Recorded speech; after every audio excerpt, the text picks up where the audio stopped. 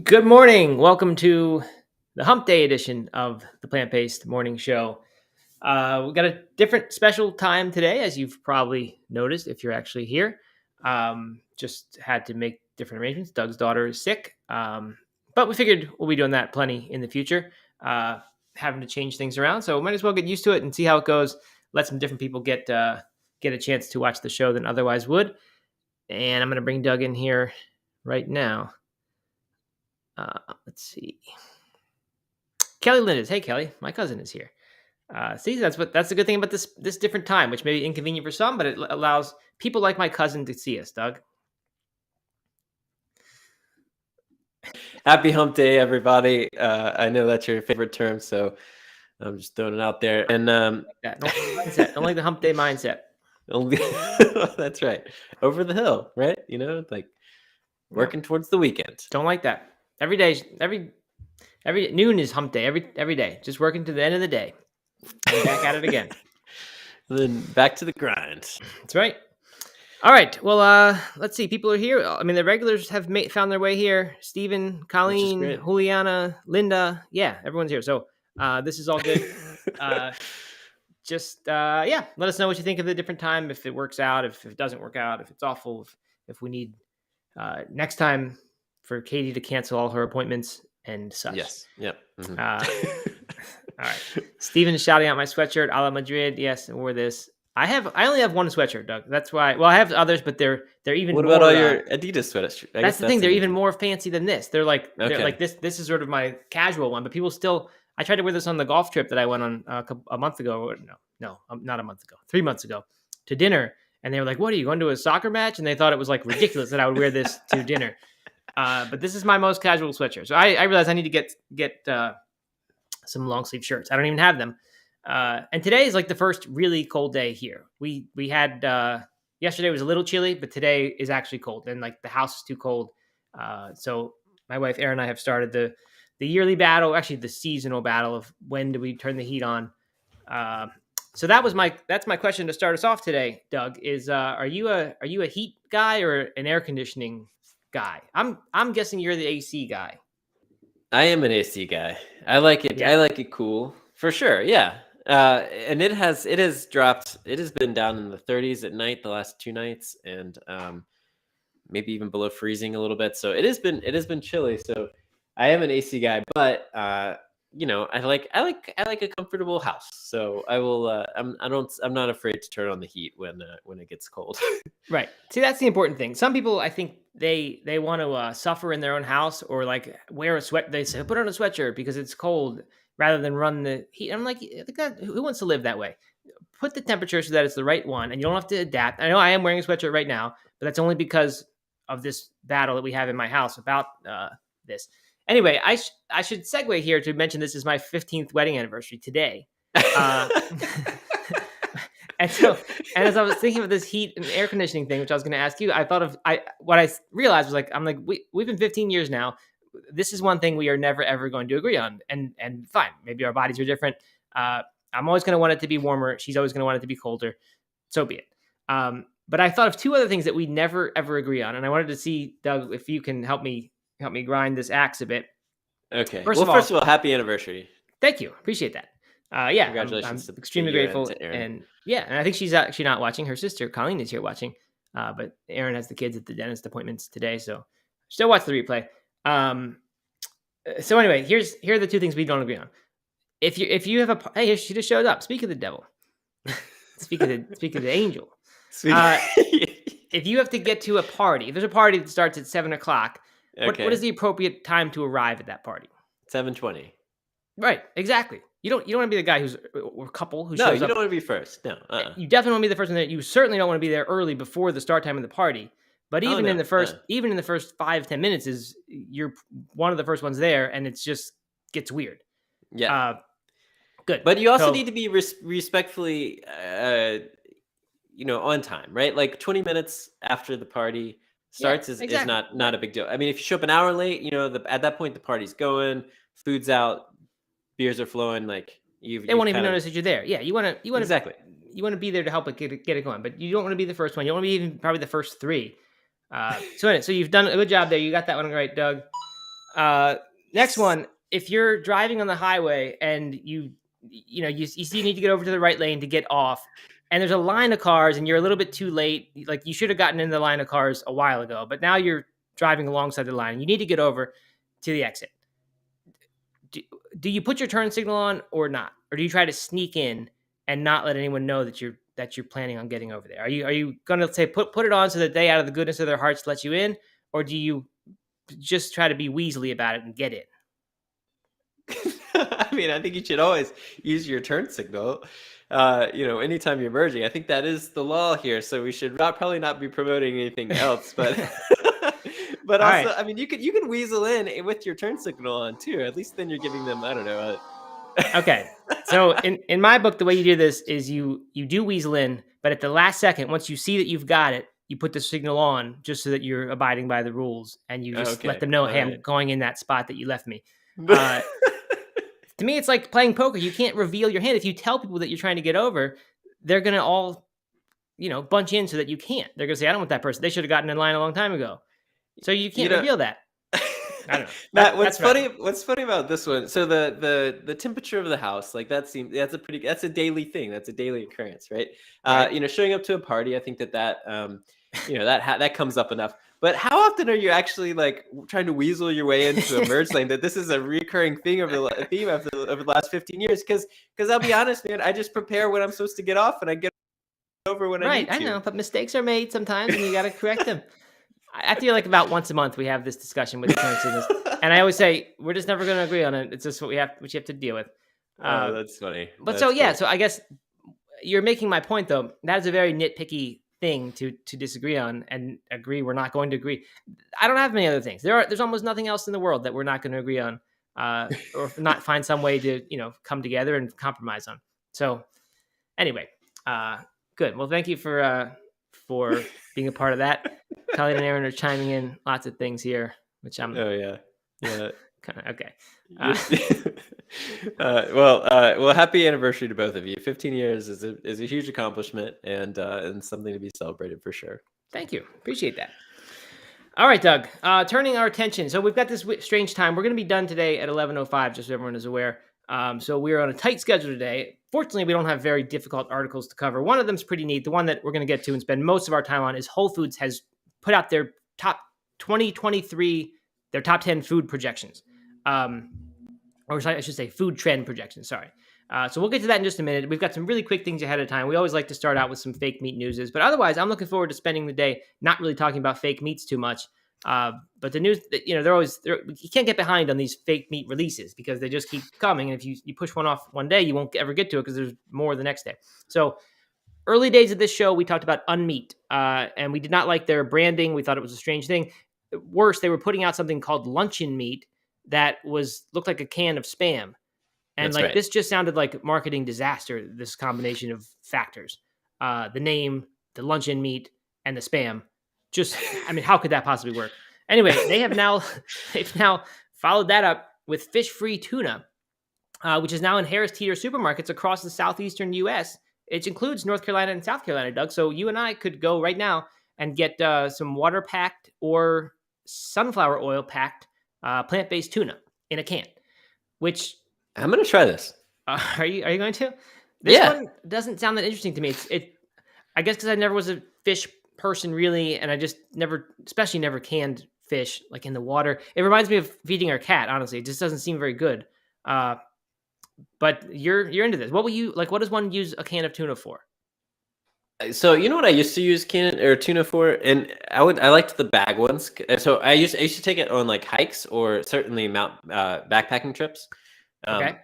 And because they now come in a bag just as much as a can, although probably the can is more recyclable, so it's probably a better environmental choice. But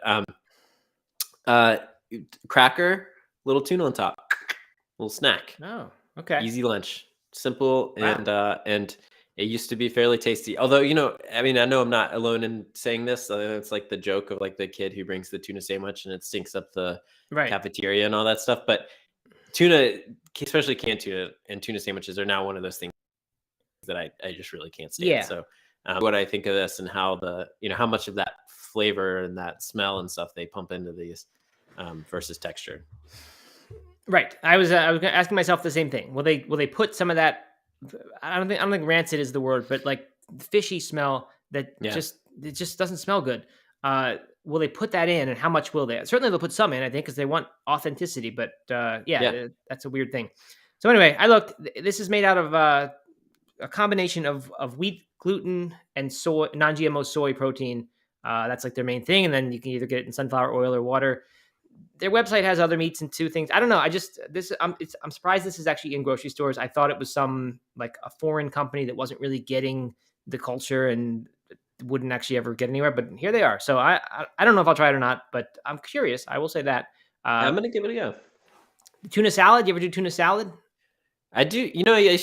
We still make tuna salad sandwiches like without a chickpea. There's one of the cookbooks that we like has like a chickpea salad that's supposed to be like a tuna salad, and we still do that a lot. I don't think I've ever had a tuna salad, to be honest, but like a real one. But we have in the original No Meat Athlete cookbook, one of the recipes I'm most proud of for coming up with. I used to get at the French Broad Food Co-op a tempeh salad sandwich, and it was like, or not sandwich, tempeh salad, like in a little container, and it was, I guess, supposed to be like tuna salad because it had celery and stuff like that in there, even raisins, I think. And I just reverse engineered it and made a recipe, and it turned out to be really good. So that's a great recipe if you have that book. I was kind of into that. Honestly, it was fine though. I can't imagine wanting to put the fake stuff in there. I don't know. It just doesn't seem like it would make it any better. Yeah. Anyway, so that's one bit of news, and the next one is slightly more relevant maybe to me. Noodles and Company introduces plant-based chicken goodness with the national launch of Impossible Chicken. And also, Doug, we got a question from Brenda, so I'll talk about that in just a second. Noodles and Company, I've seen it a few times. I think it's a fairly big kind of fast casual restaurant. Sure. Like you see it in place. I saw it. There used to be a Baja Fresh where I lived in Maryland, and they replaced it with this place. So I've only gone there when I happened to go back to Bel Air. So I really haven't been to this very much. But I've always kind of enjoyed what I've gotten from a couple limited vegan choices. So this is kind of cool. One of them is very similar to what we're seeing in Panda Express with the orange chicken from Beyond. This is Impossible Orange Chicken Lo Mein. And actually, you can get lo mein at Beyond or at Panda Express, and that lo mein is vegan, which usually it isn't. So I don't know if their lo mein is vegan in this case, because like I said, usually not. But they also have lean guini rosa with Impossible Chicken, which is like a tomato cream sauce mushroom. Again, cream sauce. I don't know if that's vegan. So I don't know. Could be what a case of missing the mark and putting Impossible in vegetarian dishes, and then you got to do further modifications, and it's hard to do. So I don't know. The panko chicken sounds kind of interesting though, which is I think they're using in maybe both of these. I think this is great. Just like Panda Express brought in the orange chicken, I think that adding more of these different chicken alternatives to fast casual restaurants, I think is good, because a lot of people will go to fast casual. Like a lot of people who eat healthier food will be going to fast casual more than they will fast food restaurant or something like that. So I can see, I can see it doing really well in something like Noodles and Company. Mm-hmm. If they nail it, if they actually make it a plant-based option and not just. Although they don't have to, because people, like you said, people who go there on their lunch break, and maybe they're not looking for vegan food. They're just trying to eat something healthier than fast food, and so they'll get this thing. It's not necessarily going to be healthy, but they'll get a version without meat, and nice little touch point, chance to try Impossible Meat, if that's a good thing. So so that's that. Not too much there. I need to get that Beyond Orange Chicken again at Panda Express. I still haven't got it. It was so good. You need to make a trip to do that. It's worth it. I mean, it was really good. So I need to go do that again and maybe try the lo mein this time. All right, moving on. One more bit of news before we get to the Whole Foods thing. Fake meat challenges name ban in Paris restaurant debut. So I found this one because we had talked about it a few weeks ago in the early days of the show. Some of these the controversy and that they weren't being able to use certain terms. I don't remember if it was sausages or steaks or what the phrases were that they were. France was deciding you could no longer use these terms to refer to fake meats. And we kind of argued about this. I think maybe I convinced you a little bit that I thought they had a point. Like you can't, just like we can't call at some point back in the 1920s or 30s, like the FDA, I think, decided you can't call these cheese products that are made out of total junk, you can't call that cheese. You need to call it cheese food or something else, because it's kind of it tricks the consumer into thinking they're getting something they're not. So, to call something a tenderloin or flank, or a lot of different names, it could be misleading. I can see the argument there, and especially if you want to protect your supposed brand. I get it. So anyway, what's happening now? There is this law. I think it maybe doesn't fully take effect or something, or there's some gray area about when it begins and whether it's covering like stuff that's imported and used in restaurants, or whether it's only for French products. I'm surprised they wouldn't have ironed these details out when they made the law. You'd think that someone would ask that question, but I don't know. The French lawmakers do their thing. Maybe they're always out sidewalk cafes sipping wines and things, and they just write up the laws. I don't, probably not. Maybe it was reactionary when someone was pouring milk out on the grocery store, and they're like, we got to make a law about this. Perhaps they said, get this into law quickly, and they forgot some key details. So anyway, there's in Parisian steakhouse menus now. There's this company, Redefine Meat, and the name of its meat is called New Meat. So it's Redefine Meat's the brand. New Meat is the meat itself, and it's steak cuts produced on 3D printers, which we've been talking about recently. I actually didn't think this stuff was happening like at any scale yet. I thought it was sort of a future thing, but it is, and it's at all these different places.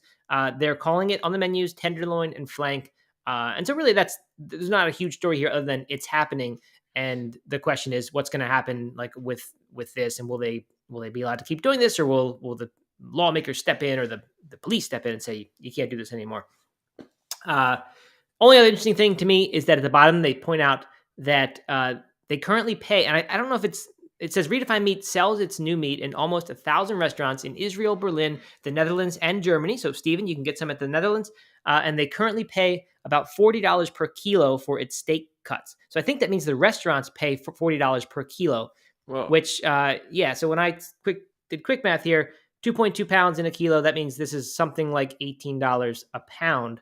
So I guess when you buy a steak cut, you're probably buying a quarter to a half pound. So the restaurant cost then is somewhere in the $5 to $10 range for a cut of plant-based meat, which seems pretty high. I think, because if you saw something at the grocery store for $18 a pound, you'd say that's pretty expensive.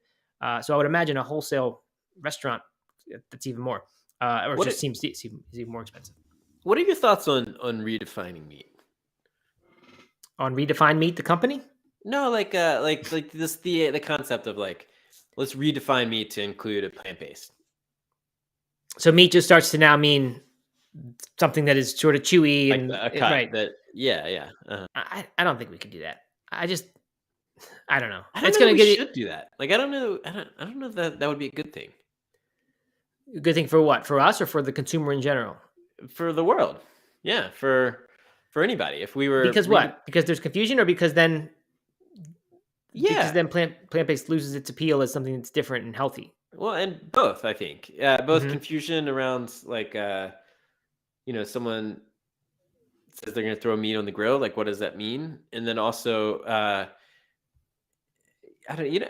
I don't know how I like it. I like redefining a burger, right? Because a burger can already mean so many different things, similar to a sandwich. Right. Like, I have no problem with that. Redefining, I guess burger is probably the best option because the other ones are more meat specific. But I don't know. It just feels a little maybe like we're going for trying to redefine meat. Yeah, I don't know. I haven't thought about it. Redefine Meat that's the name of the company that is making the new meat, as it's called.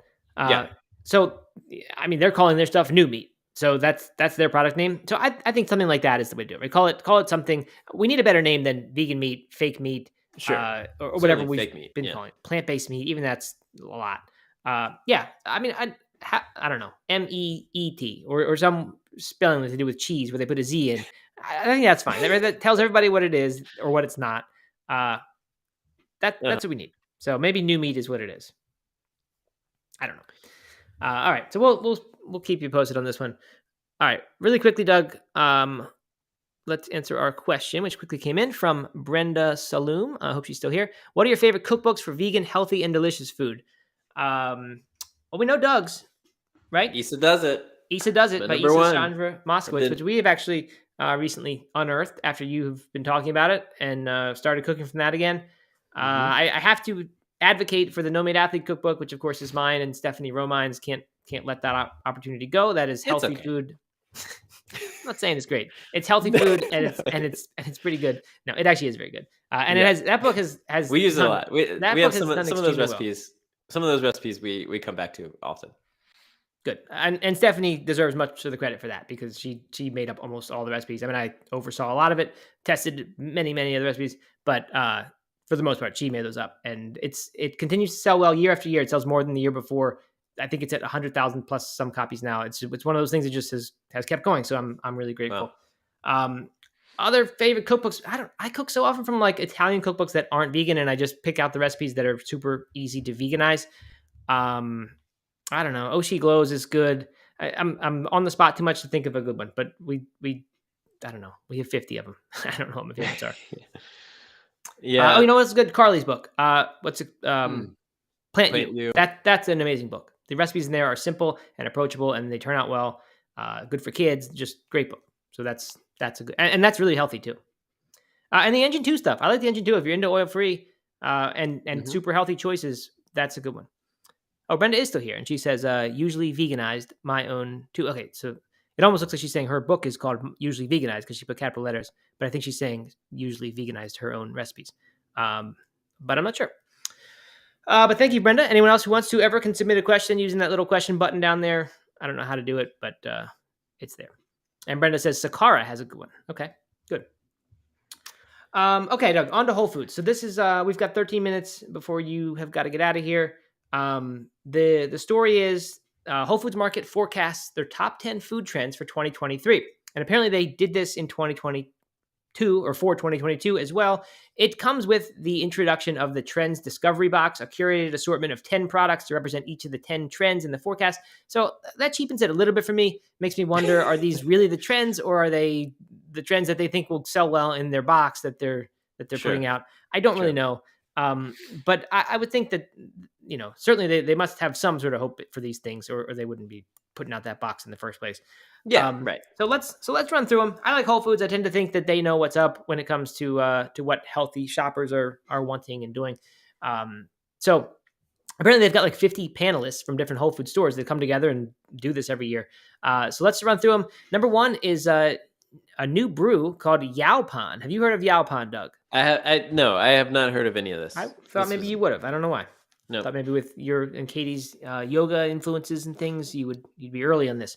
It is a holly bush found in the southeastern United States. That's our turf, Doug. Maybe it's in our backyards. That happens to be North America's only known native caffeinated plant. So that's kind of interesting, meaning, I guess no other teas grow here that are caffeinated.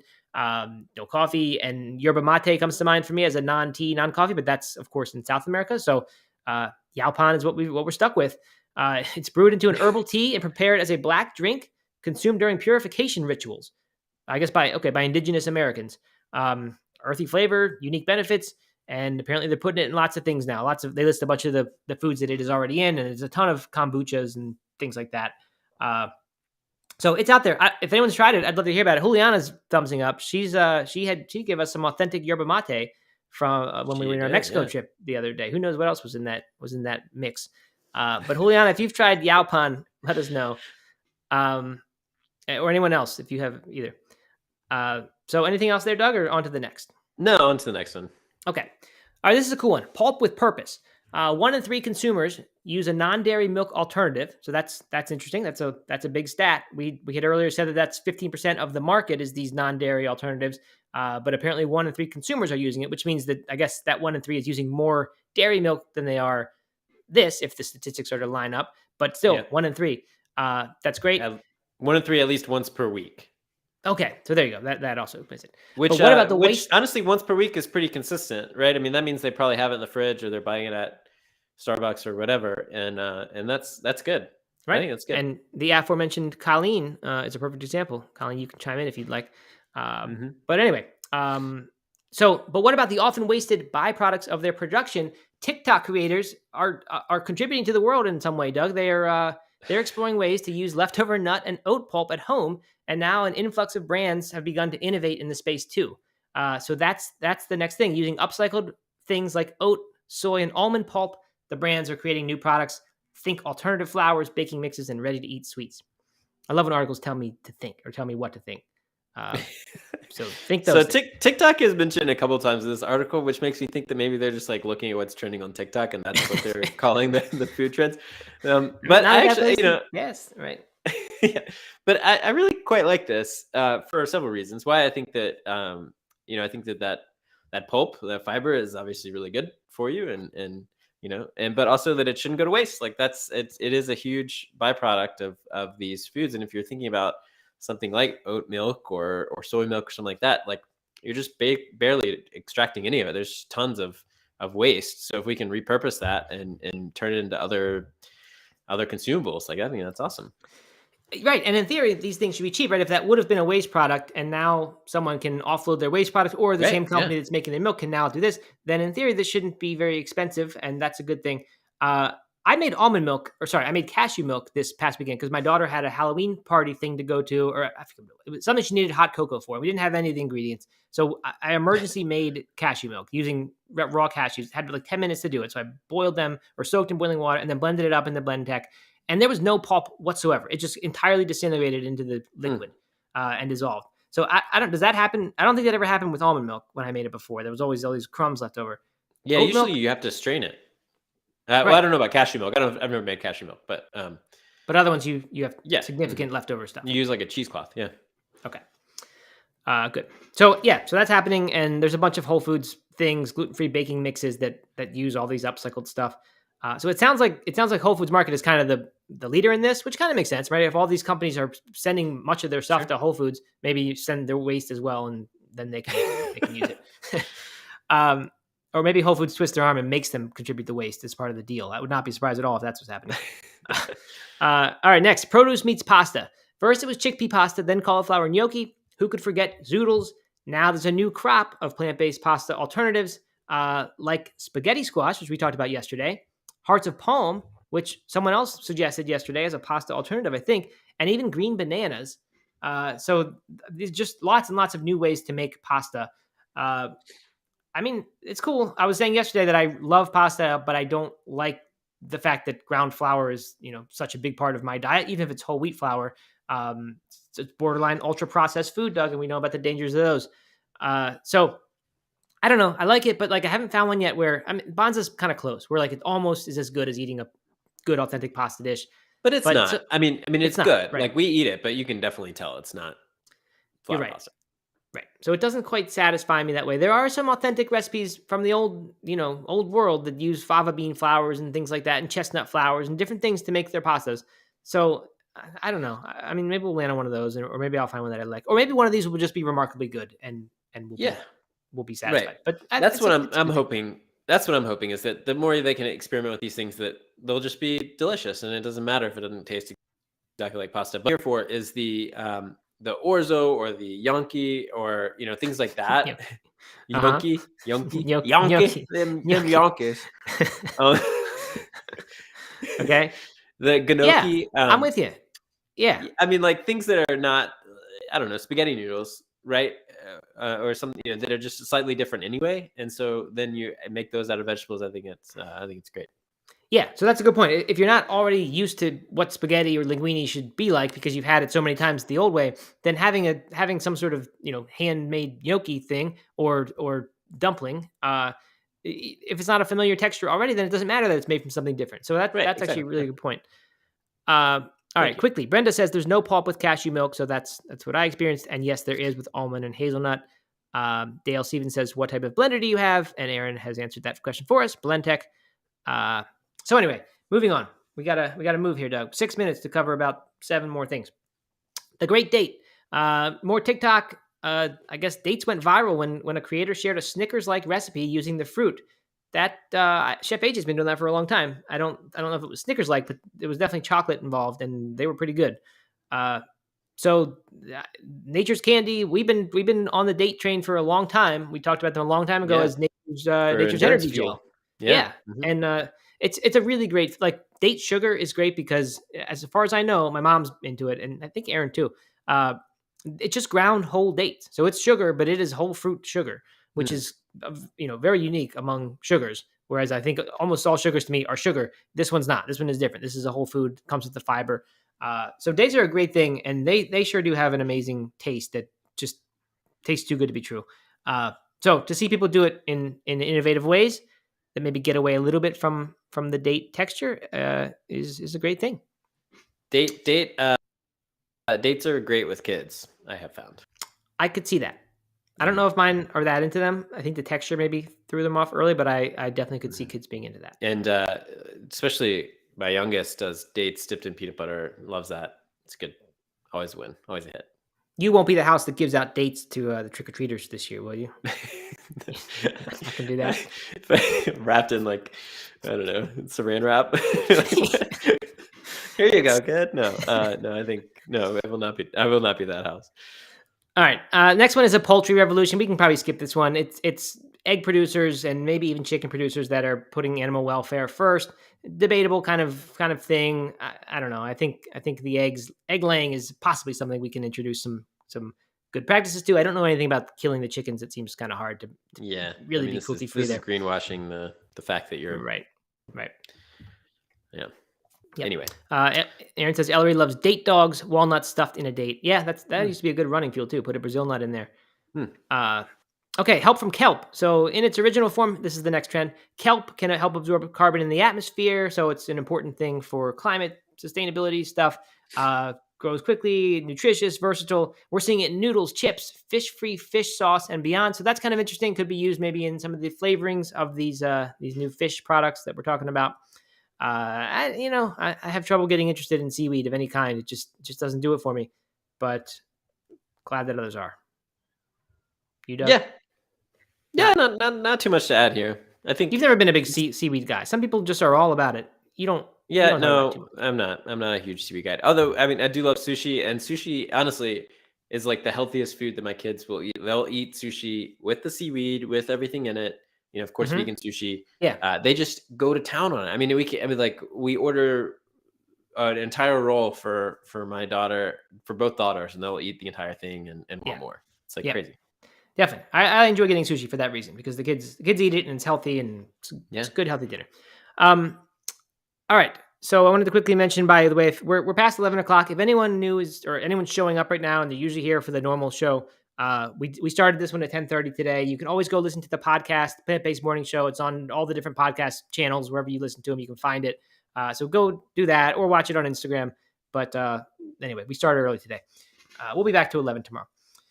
Climate conscious call outs, not much to say there. We've seen the climate sustainability stuff is beginning to move the needle a little bit in people's purchasing decisions, it seems, and brands are pointing out when they are climate friendly. So that's a good thing. Retro Remix, Doug, you predicted a few days ago that pizza bites would be a new thing and that we should be talking about that again. Well, people are talking about that. Mac and cheese, classic old school cereals. Yep. We talked about Lunchables, which they don't mention here, but that's back. We talked about handy snacks, which is kind of back in some different way. So retro foods, I kind of like this. This is fun. I like reliving these things in a vegan fashion. And it says that they're creating the ultimate mashup of throwback indulgences with better ingredients and special diets in mind, like ours. I think this is fantastic. This is my favorite one out of the whole list. Yeah, me too. I could break out a regular Nintendo console and have some of these snacks and have a pretty good sleepover party for myself. And Only the Finest for Fido is next. It's healthy dog food. We talked about that a little bit, and supplement idea for dogs that we had first, and then someone stole. So that's a good thing. And finally, avocado oil, which doesn't seem new to me at all. I guess they say it's been a staple on their shelves for years. It's finally going mainstream in packaged products across the board. It has positive attributes like high oleic fatty acid content and a high smoke point. So that makes it usable in a lot of things. I know, people eat like avocado oil potato chips, and they think it's health food now because it's avocado oil. Right. That's kind of a concern for me that people are going to think this is healthy in any context. But it's whatever. Good. I'm glad. I don't mind a healthy sort of seems like minimally processed oil, assuming it actually is minimally processed. So good to know. All right, Doug, you're turning into a pumpkin. It's 11:05. You got to go. I am. I got to run. But all right, thanks for joining us. And people were getting upset. People were saying no and not, and people are mad. I think that we're leaving early, or maybe they're talking about something else. But anyway, thanks for showing up. Thanks for accommodating the different time today, everyone. And we'll be back tomorrow, 11 a.m. Eastern normal time, or go listen to the podcast in any of the podcast platforms. Absolutely. Thanks, everybody. And we will see you tomorrow. Thank you. Bye. Bye.